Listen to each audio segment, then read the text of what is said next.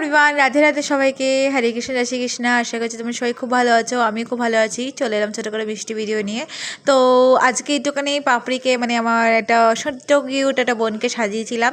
তো ফার্স্টে আমি কিন্তু হেয়ারটা ক্রিম্পিং করে নিলাম। তো তারপরে আমি কিন্তু ভালো করে শাড়ি ড্র্যাপিং করে নিয়েছে। তো শাড়িটা কেমন পরানো হয়েছে অবশ্যই জানিও। আমি জানি বাকি লুকটা তোমাদের ভালো নাও লাগতে পারে, তো আমি একটু শেয়ার করলামই। তো আজকে তোমার শাড়ির লুকটা কেমন শাড়িটা কেমন লাগছে অবশ্যই জানি। শাড়িটা কিন্তু খুব সুন্দর করে ড্র্যাপিং করেছে এবং সবাই বলেছিল খুব ভালো হয়েছে। আমারও খুব ভালো লেগেছে মানে পার্সোনালি। তো ওইটুখানি সিলভারের মধ্যে রেখেছিলাম, তার মধ্যে হেয়ারটা করেছি। হেয়ারটা না একদম ভালো হয়নি, আমার যেন পছন্দই হয়নি বলতে গেলে। পেছনটা যতটুকু ভালো লাগছে সামনেটা একটু ভালো হয়নি। শাড়িটা আরও একটু মানে আরও বেটার হতো, আরোটা মানে পপটা আরও বাড়তো পাফটা।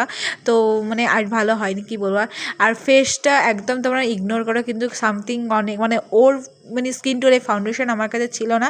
তো যেটুকু পেরেছি সেইভাবে করেছি, আর কলকাটা হালকার উপর করেছি, কারণ অনেক রাত হয়ে গেছে। 3 ঘন্টা লেগেছে জাস্ট চুলটা মানে ক্রিম্পিং করে বাদ দেওয়া, শাড়িটা পরাতে। ব্যাস তুমি ভাবতে পারছো, আর 3 ঘন্টা মানে আমি 2 ঘন্টা তো ওটাতেই লেগেছে, তারপর বাকিটা করতে এতক্ষণ লেগেছে।